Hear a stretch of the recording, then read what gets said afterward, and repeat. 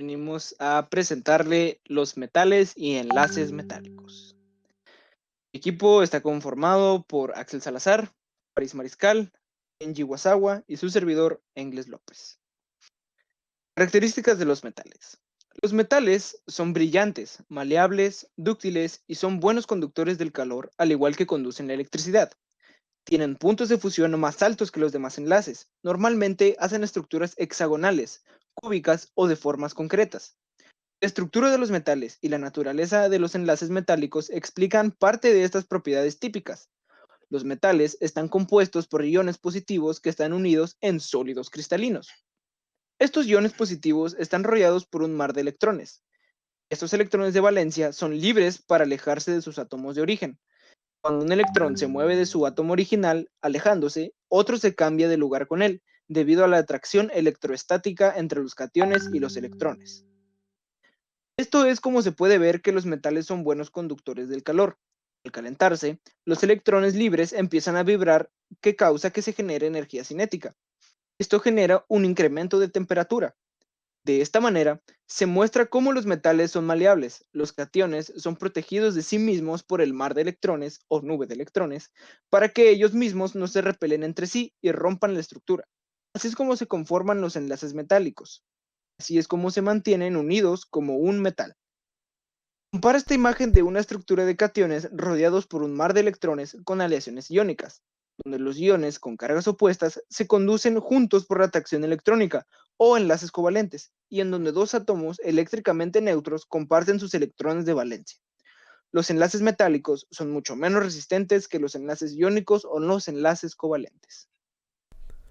¿Por qué brillan los metales? La nube de los electrones es responsable del brillo de los metales, y así porque los fotones de la luz son más fácilmente absorbidos por los electrones libres.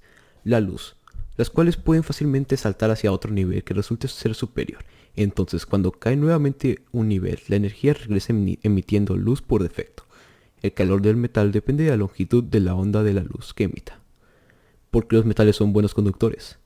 De forma similar, este libre flujo de electrones explica la capacidad de los metales para conducir calor y electricidad. Ejemplo, cuando un metal eleva su temperatura, los electrones libres comienzan a vibrar rápidamente. El incremento de energía cinética genera un incremento de la temperatura.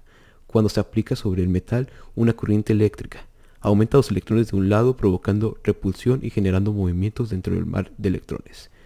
Cuando la pulsadra de la misma cantidad de electrones que le entraron. ¿Por qué los metales son maleables? La nube electrónica también es la razón de la maleabilidad de los metales. Ejemplo, si golpeas un cristal iónico con un martillo, se rompe. Esto sucede porque la fuerza ejercida empuja a los iones similares para que choquen. De modo violento, se repelan entre sí, la cual da como resultado que el cristal se rompa. Por lo contrario, si con el martillo golpeas un metal, este no se va a romper, solo se marcará o se abolla. Los metales son capaces de deformarse como respuestas a una fuerza aplicada. El mar de electrones protege a los cationes de ellos mismos, evitando que se repelan y haciendo que el metal cambie su forma. El metal más maleable es el oro. ¿Por qué los metales son ductiles? Una propiedad similar a la maleabilidad es la capacidad de ser estirados en cables prolongados. A esto se le llama ductilidad. Los compuestos iónicos no son ductiles por el mismo motivo por el cual no son maleables. En general, si un compuesto no metal es metido por la fuerza en un extenso cilindro, se quebrará debido a que los iones similares se repelan. Contrario a esto, un metal puede ser introducido en un molde cilíndrico extenso sin quebrarse, ya que los cationes se pueden alienar protegiéndose entre ellos, mientras como si fuera como un fluido en el mar de electrones que fluye alrededor de ellos. El metal más dúctil es el platino. Los metales poseen una estructura cristalina reconocible. Casi todos los metales se encuentran en un estado sólido a temperatura ambiente, con sus cationes formando una figura apretujada y reconocible. Es fácil darnos cuenta de las excepciones, un ejemplo es mercurio, que es el único metal que es líquido a temperatura ambiente. Existen otros cuatro metales que se derriten a temperatura muy cercana al ambiente: el francio, el cesio, el galio y el rubidio. Aplicaciones de enlaces metálicos en la vida cotidiana.